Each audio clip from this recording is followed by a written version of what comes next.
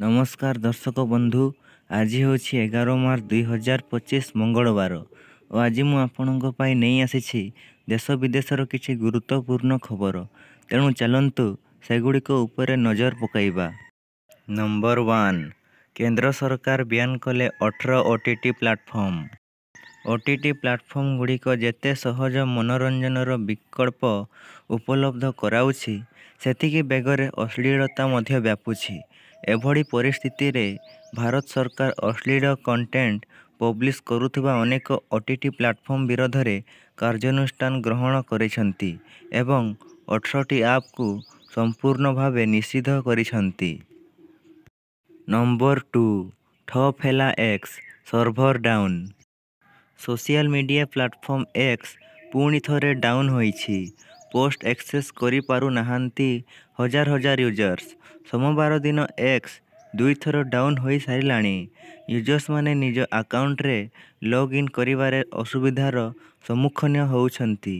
एही समस्या स्मार्टफोन सहित कंप्यूटर एवं लैपटॉप रे मध्य देखा जाउछि, जहा फଳରେ ଲୋକମାନେ ସମସ୍ୟାର ସମ୍ମୁଖୀନ ହେଉଛନ୍ତି। सारा विश्वर ଲୋକମାନେ ଏହି ସମସ୍ୟାର ସମ୍ମୁଖୀନ ହୋଇଥିବା ଜଣାପଡ଼ିଛି। ଏହା ପୂର୍ବରୁ ଆଜି ପ୍ରାୟ 3:20 ସମୟରେ ମଧ୍ୟ ଏକ୍ସରେ ସମସ୍ୟା ଦେଖାଯାଇଥିଲା। ନମ୍ବର 3, ପୋଲିସଙ୍କୁ ମିଳିବ ସ୍ପିଡ୍ ବାଇକ୍, ସୂଚନା ଦେଲେ ମୁଖ୍ୟମନ୍ତ୍ରୀ। ଏଥର ଅପରାଧୀଙ୍କୁ ଧରିବା ହେବ ସହଜ। ପୋଲିସକୁ ମିଳିବ ସ୍ପିଡ୍ ବାଇକ୍ ଓ ବୋଲେରୋ। ରାଜ୍ୟ ସରକାରଙ୍କ ପକ୍ଷରୁ ଅପରାଧ ନିୟନ୍ତ୍ରଣ ପାଇଁ ସ୍ପିଡ୍ ଗାଡ଼ି, ସ୍ପିଡ୍ ବାଇକ୍ ଓ ବୋଲେରୋ ଯୋଗାଇ ଦିଆଯିବ। ପୋଲିସଙ୍କୁ ମିଳିବ ଦ୍ରୁତଗାମୀ ବୋଲେରୋ, ସ୍କର୍ପିଓ ଓ ବାଇକ୍। ଏ ନେଇ ଗୃହରେ ମୁଖ୍ୟମନ୍ତ୍ରୀ ଉତ୍ତର ରଖିଛନ୍ତି। ନମ୍ବର 4, ଟ୍ରୁଡୋଙ୍କ ସ୍ଥାନ ନେଲେ ମାର୍କ, କାନାଡାର ହେଲେ ନୂଆ ପିଏମ୍। ବ୍ୟାଙ୍କ ଅଫ୍ କାନାଡା ଏବଂ ବ୍ୟାଙ୍କ ଅଫ୍ ଇଂଲଣ୍ଡର ପୂର୍ବତନ ଗଭର୍ଣ୍ଣର ମାର୍କ କାର୍ନିଙ୍କୁ କାନାଡାର ନୂତନ ପ୍ରଧାନମନ୍ତ୍ରୀ ଭାବରେ ନିର୍ବାଚିତ କରାଯାଇଛି। ସେ ଜଷ୍ଟିନ୍ ଟ୍ରୁଡୋଙ୍କ ସ୍ଥାନ ନେବେ। 59 ବର୍ଷୀୟ କାର୍ନି 85.9% ଭୋଟ ପାଇଥିଲେ। 2010 ମସିହାରେ ଟାଇମ୍ ମ୍ୟାଗାଜିନ୍ ତାଙ୍କୁ ବିଶ୍ୱର 25 ଜଣ ପ୍ରଭାବଶାଳୀ ନେତାଙ୍କ ମଧ୍ୟରୁ ଜଣେ ବୋଲି ଘୋଷଣା କରିଥିଲା। ସେ ଜଳବାୟୁ କାର୍ଯ୍ୟ ଏବଂ ଅର୍ଥନୀତି ଉପରେ ଜାତିସଂଘର ସ୍ୱତନ୍ତ୍ର ଦୂତ ଭଳି ଗୁରୁତ୍ୱପୂର୍ଣ୍ଣ ପଦବୀରେ କାର୍ଯ୍ୟ କରିଛନ୍ତି। ନମ୍ବର 5, ରାଜାମୌଲୀଙ୍କ ଫିଲ୍ମ ସୁଟିଂ ପାଇଁ ଓଡ଼ିଶାରେ ପ୍ରିୟଙ୍କା। କୋରାପୁଟ ସିମିଳିଗୁଡ଼ାରେ ପହଞ୍ଚିଛନ୍ତି ଅଭିନେତ୍ରୀ ପ୍ରିୟଙ୍କା ଚୋପ୍ରା ଜୋନ୍ସ। ରାଜାମୌଲୀଙ୍କ ନିର୍ଦ୍ଦେଶିତ ଫିଲ୍ମର ସୁଟିଂ ପାଇଁ ପ୍ରିୟଙ୍କା ଓଡ଼ିଶା ଆସିଥିବା ଜଣାପଡ଼ିଛି।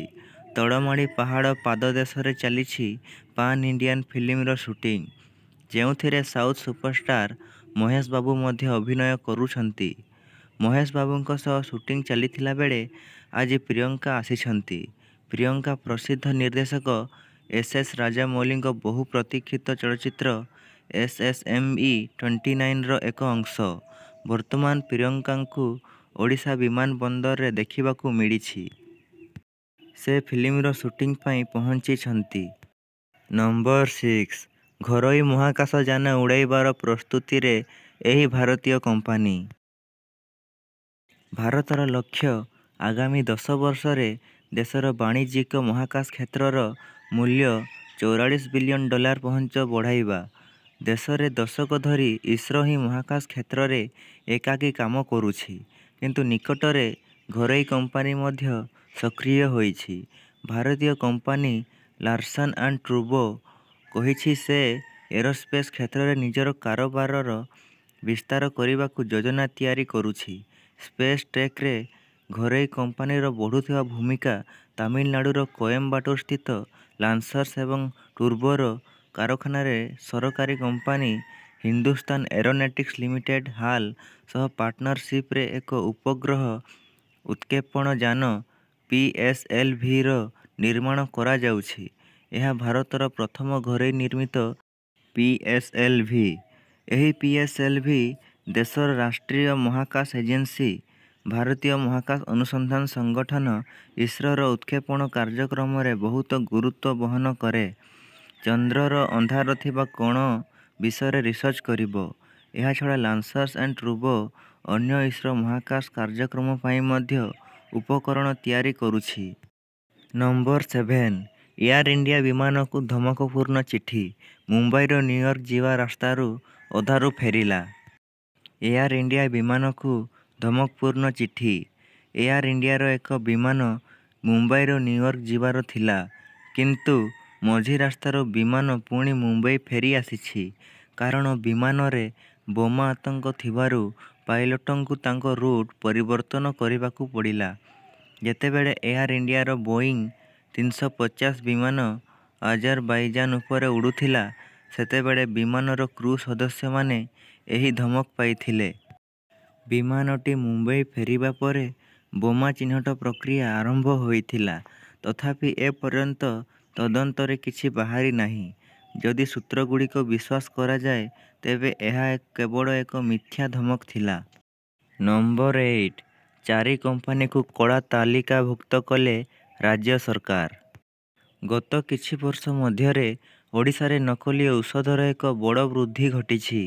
ସୋମବାର ବିଧାନସଭାରେ ଓଡ଼ିଶାର ସ୍ୱାସ୍ଥ୍ୟ ଏବଂ ପରିବାର କଲ୍ୟାଣ ମନ୍ତ୍ରୀ ଡକ୍ଟର ମୁକେଶ ମହାଲିଙ୍ଗଙ୍କ ବିବୃତ୍ତିରୁ ଏହା ପ୍ରକାଶ ପାଇଛି।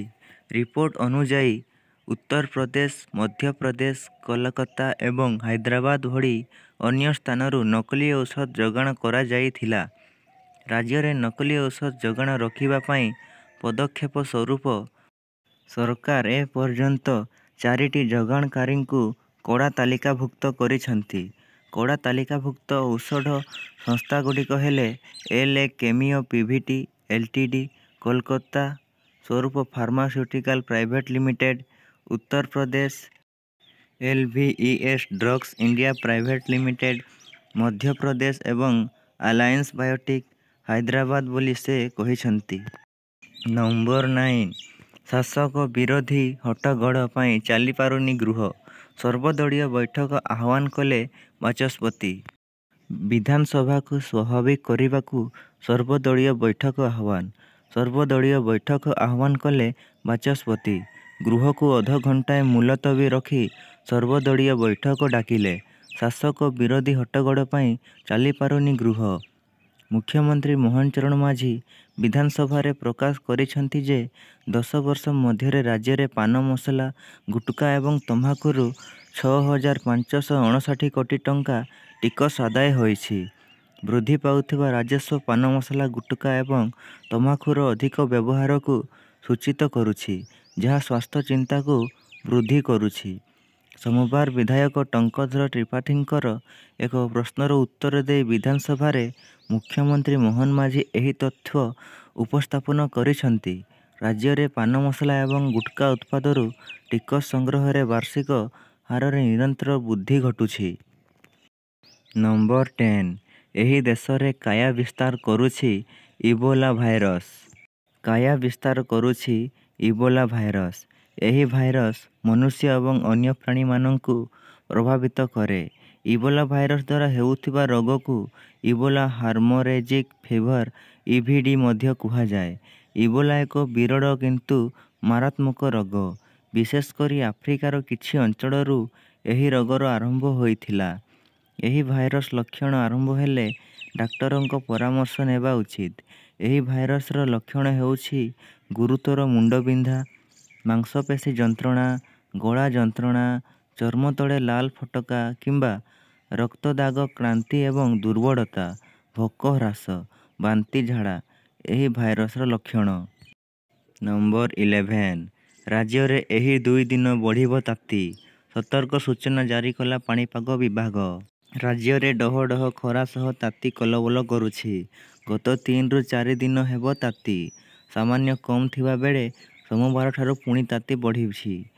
ତାତି ବଢ଼ୁଥିବା ବେଳେ ହିଟ୍ ୱେଭ୍ ବା ଗ୍ରୀଷ୍ମ ପ୍ରବାହ ନେଇ ପାଣିପାଗ ବିଭାଗ ପକ୍ଷରୁ ସତର୍କ ସୂଚନା ଜାରି କରାଯାଇଛି। ମାର୍ଚ୍ଚ 13 ଓ 14 ତାରିଖ 2 ଦିନ ପାଇଁ ହିଟ୍ ୱେଭ୍ ନେଇ ସତର୍କ ସୂଚନା ଜାରି କରାଯାଇଛି। ଏହା ସହିତ ପଶ୍ଚିମ ଓଡ଼ିଶା ତାତିର ତାଉରେ ଯୋଡ଼ିବ ବୋଲି ଆଞ୍ଚଳିକ ପାଣିପାଗ ବିଭାଗ ପକ୍ଷରୁ ପୂର୍ବାନୁମାନ କରାଯାଇଛି। ଏହାସହ ଆଭ୍ୟନ୍ତରୀଣ ଓଡ଼ିଶାରେ ଅସମ୍ଭାଳ ତାତି ଜନସାଧାରଣଙ୍କୁ ଅସ୍ତବ୍ୟସ୍ତ କରିବାର ସମ୍ଭାବନା ରହିଛି ବୋଲି ଆଞ୍ଚଳିକ ପାଣିପାଗ ବିଭାଗ ନିର୍ଦ୍ଦେଶିକା ମନୋରମା ମହାନ୍ତି ସୂଚନା ପ୍ରଦାନ କରିଛନ୍ତି। ନମ୍ବର 12 ମାଲବାହୀ ଟ୍ରେନ୍କୁ ଧକ୍କା ଦେଲା ଆମ୍ବୁଲାନ୍ସ।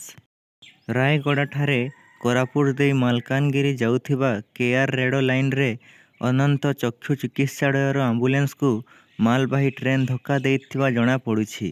ଆଜି କିଛି ରୋଗୀଙ୍କ ଆଖି ଅପରେସନ୍ କରିବା ପାଇଁ କଲ୍ୟାଣସିଂହପୁର ବ୍ଲକ ଶିକରପଇ ପଞ୍ଚାୟତର କାଣିପାଇ, ଗଞ୍ଜାମଯୋଡ଼ି, ଝାକୁଡ଼ୁ, ବେତାଲାଙ୍ଗ ଓ ଚକ୍ରଲଳାଙ୍ଗ ଗ୍ରାମର ଲୋକଙ୍କୁ ଏକ ଅନନ୍ତ ଚକ୍ଷୁ ଚିକିତ୍ସାଳୟକୁ ଆମ୍ବୁଲାନ୍ସରେ ଆଣୁଥିବା ବେଳେ କାଇପାଣି ନିକଟରେ ରେଳ ଲାଇନ୍ ଦେଇ ଆସିବାକୁ ପଡ଼ୁଛି। ଶିକାରପାଇ ଓ ଭାଲୁମସ୍କା ଷ୍ଟେସନ ମଝିରେ ଥିବା ରେଳ ଲାଇନ୍ ଦେଇ ଚକ୍ଷୁ ଆମ୍ବୁଲାନ୍ସ ଆସୁଥିବା ବେଳେ ହଠାତ୍ ଏକ ମାଲବାହୀ ଟ୍ରେନ୍ ଆସି ଗାଡ଼ିକୁ 100 ମିଟର ପର୍ଯ୍ୟନ୍ତ ଘୋଷାଡ଼ି ନେଇଯାଇଥିଲା। କିନ୍ତୁ ଆମ୍ବୁଲାନ୍ସରେ ଥିବା ଚାଳକ ସମେତ ଜଣେ ଆଶା ଦିଦି 8 ଜଣ ରୋଗୀ ସୁରକ୍ଷିତ ଥିବା ଜଣାପଡ଼ିଛି। ମାଲବାହୀ ଟ୍ରେନ୍ଟି ବ୍ରେକ୍ ମାରିବାରୁ ଆମ୍ବୁଲାନ୍ସରେ ଥିବା ଲୋକଙ୍କ ପ୍ରାଣ ଅଳ୍ପକେ ବଞ୍ଚିଯାଇଛି। ନମ୍ବର 13 ରାଜ୍ୟରେ ଅଦ୍ୟାବଧି 3738 ବାଂଲାଦେଶୀ ଅନୁପ୍ରବେଶକାରୀ ଚିହ୍ନଟ। ରାଜ୍ୟରେ ଅଦ୍ୟାବଧି 3738 ବାଂଲାଦେଶୀ ଅନୁପ୍ରବେଶକାରୀ ଚିହ୍ନଟ। ବିଧାୟକ ମାନସ ଦତ୍ତଙ୍କ ପ୍ରଶ୍ନରେ ମୁଖ୍ୟମନ୍ତ୍ରୀ ମୋହନ ମାଝୀଙ୍କ ଉତ୍ତର। ଭଦ୍ରକରେ 159, କେନ୍ଦ୍ରାପଡ଼ାରେ 1649, ଭୁବନେଶ୍ୱରରେ 17 ଚିହ୍ନଟ। ଜଗତସିଂହପୁରରେ 1112, ମାଲକାନଗିରିରେ 655, ନବରଙ୍ଗପୁରରେ 106 ଜଣ ଚିହ୍ନଟ ହୋଇଛନ୍ତି। 10 ବର୍ଷରେ 41 ବାଂଲାଦେଶୀଙ୍କ ନାଁରେ ଅପରାଧିକ ମାମଲା ରହିଛି। ନମ୍ବର 14 ପଳାତକ ଲଳିତ ମୋଦିଙ୍କୁ ଲାଗିଲା ବଡ଼ ଝଟକା। ନିଜ ଦେଶରୁ ରକ୍ଷା ପାଇବାକୁ ପଳାତକ ଭାରତ ବ୍ୟବସାୟୀ ଲଳିତ ମୋଦି ଭାନୁଆଟୁ ନାଗରିକତା ହାସଲ କରିଥିଲେ। ଏବେ କିନ୍ତୁ ଲଳିତ ମୋଦିଙ୍କୁ ଏକ ବଡ଼ ଝଟକା ଲାଗିଛି।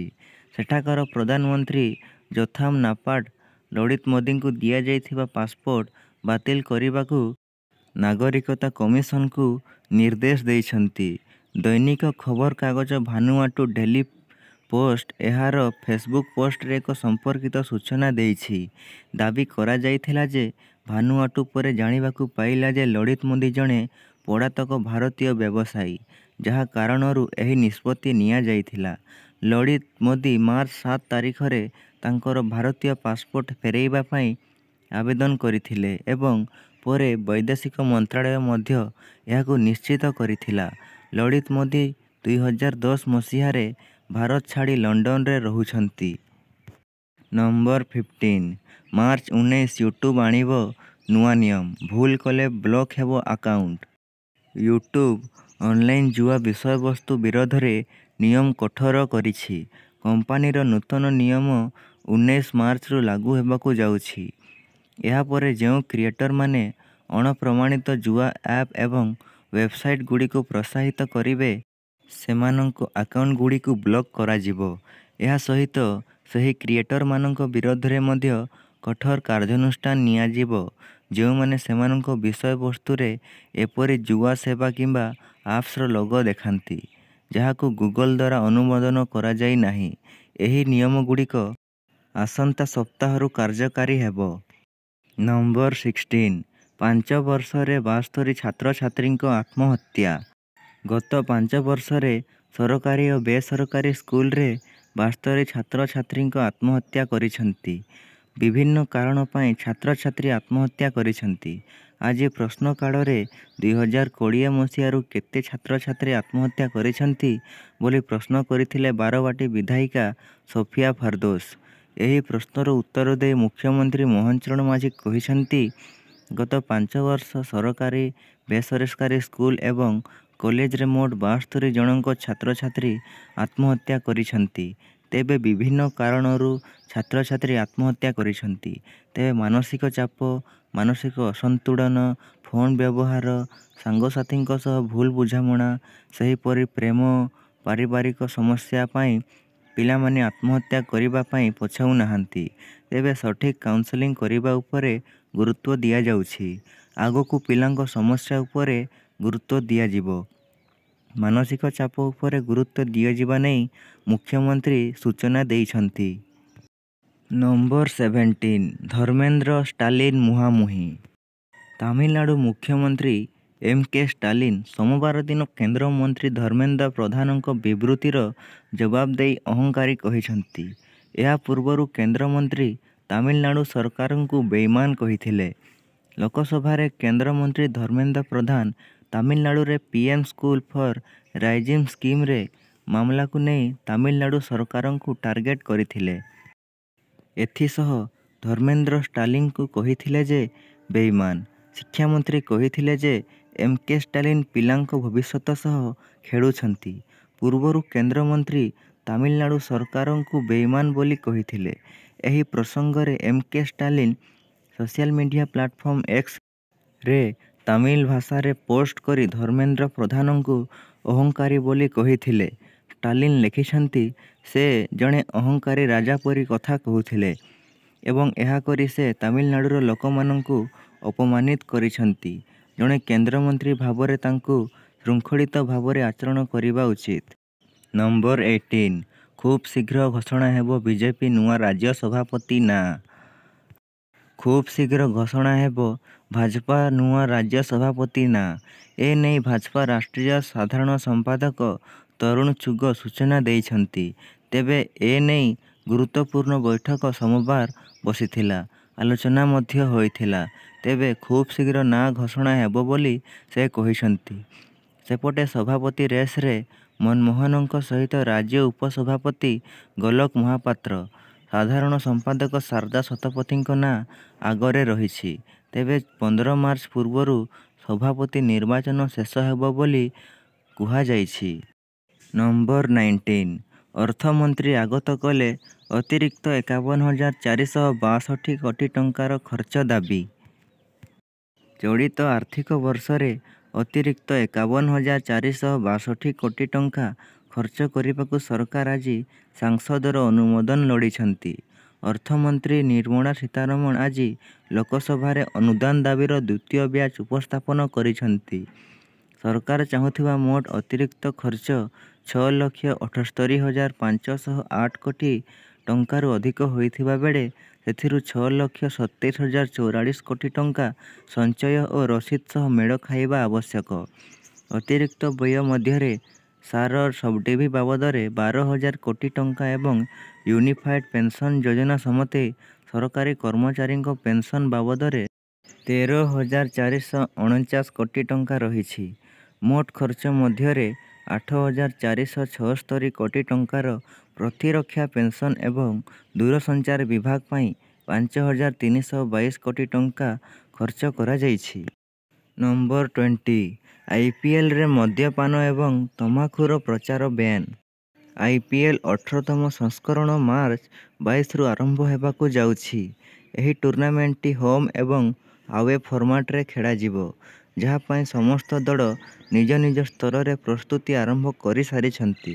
ସ୍ୱାସ୍ଥ୍ୟସେବା ମହାନିର୍ଦ୍ଦେଶାଳୟ ଡିଜିଏଚ୍ଏସ୍ ଆଇପିଏଲ୍ ସମୟରେ ସିଗାରେଟ ବିଜ୍ଞାପନ ଏବଂ ବିକ୍ରୟ ସମେତ ତମାଖୁ ଏବଂ ମଦ ବିଜ୍ଞାପନ ଉପରେ ନିଷେଧ ସମ୍ପର୍କରେ ଆଇପିଏଲ୍ ଅଧ୍ୟକ୍ଷଙ୍କୁ ଏକ ଚିଠି ଲେଖିଛନ୍ତି। ଚିଠିରେ ଲେଖାଯାଇଛି ଯେ ବର୍ତ୍ତମାନ ଭାରତରେ ମଧୁମେହ, ଫୁସଫୁସ୍ ରୋଗ, କର୍କଟ ଭଳି ଗମ୍ଭୀର ରୋଗ ଦ୍ରୁତ ଗତିରେ ବୃଦ୍ଧି ପାଉଛି। ଏହି ରୋଗଗୁଡ଼ିକର ବୃଦ୍ଧିର ମୁଖ୍ୟ କାରଣ ହେଉଛି ତମ୍ବାଖୁ ଏବଂ ମଦ୍ୟପାନ। ତମ୍ବାଖୁ ଯୋଗୁଁ ସର୍ବାଧିକ ମୃତ୍ୟୁ ସଂଖ୍ୟା ଦୃଷ୍ଟିରୁ ଭାରତ ଦ୍ୱିତୀୟ ସ୍ଥାନରେ ଅଛି। ପ୍ରତିବର୍ଷ ଭାରତରେ 14 ଲକ୍ଷ ଲୋକ ମଦ୍ୟପାନ ଯୋଗୁଁ ମୃତ୍ୟୁବରଣ କରନ୍ତି।